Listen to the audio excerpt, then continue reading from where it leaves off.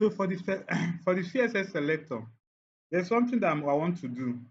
Actually, okay, they are divided into five, but I'm not going to teach you these five now so that it doesn't confuse you. Do you understand? We are going to dwell only on these simple selectors. Like I'm just going to teach you this simple selector.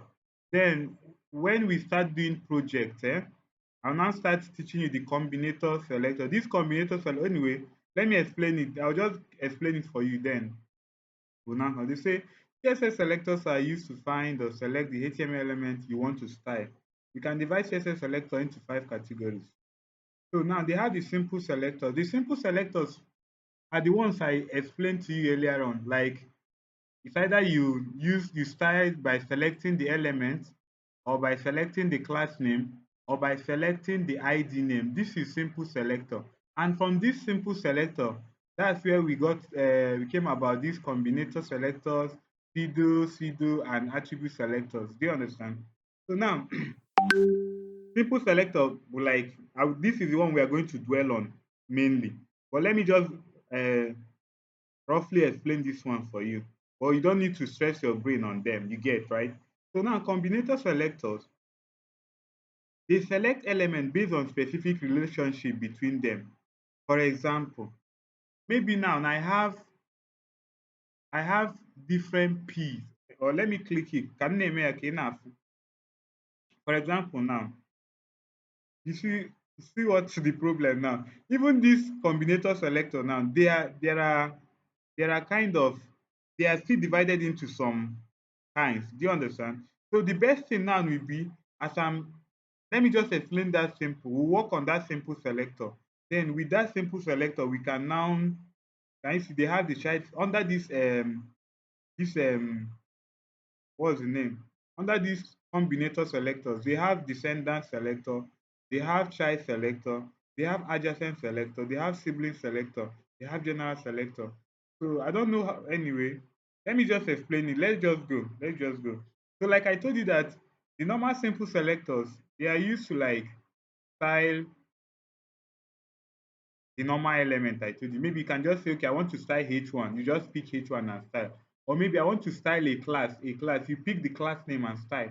Or you pick the ID name and kind of style. These are known as simple selectors. Simple selectors, you understand? Now the CSS combinators, like it's more like having instead of styling them one, take for example now, I have plenty elements that I want to style. Instead of calling them one after the other, I'll just call them together, combine all of them together and style. The style will just apply to all of them. So that's what from the word combinator.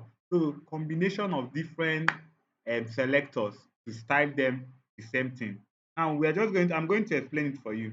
No wahala, I'll explain it for you. Now this combinator selector, a combinator is something that explains the relationship between the selectors. For example now, or let's just continue. A CSS selector can contain more than one simple selector between the I've explained it for you. Now, there are four different combinators in CSS.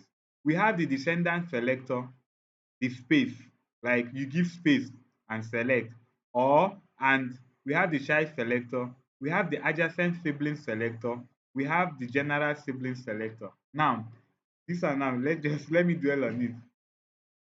Now, let's start with the first one, the descendant selector. The descendant selector matches all elements that the descendant of a specified element. The following example, all the p elements inside div element. For example, let's check it. I'm going to try it. So let me be showing you. This will from now not be going to VS Code. This will be my VS Code. This one here is my VS Code, and this by the right is my browser. So this is what I'll be using instead of going to VS Code. You get. So now, take for instance, now let me highlight it. Can you see? This is more like my HTML document. Can you see it? So now, in this my HTML document, in this my HTML document, they have um, they have a H2 of descendant selector, which is the heading. Now they have a P element that says something about it. Now they have a div. Now inside that div, there are P elements containing inside that div. Then outside the div, there are other p elements. Do you understand? Now they want to style it with descendant selector. Now all they did was they used the internal styling. So that's what we'll be dwelling on. You already know how to make styling, the inner inline, internal and external. So they are using internal here.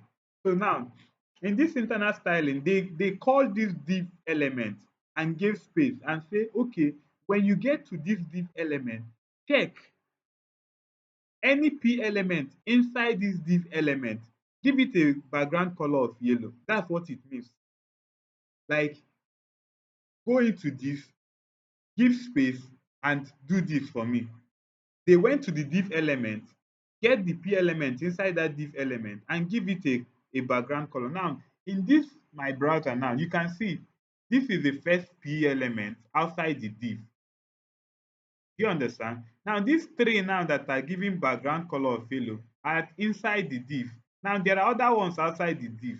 You get? So what it means now, this descendant means like descendant now, my pikin. You understand? Now go to this div element, get the descendant, all the p elements inside it, give it a background color of this. So that's what the descendant element does. You get? So maybe you want to style only the p element inside that div without touching the ones outside. This is how you do it using the descendant selector. You get? So that is the explanation. Now, let me check my video. I don't want it to be exceeding 5 minutes. Oh, it's 6 minutes. So let me just pause and continue later.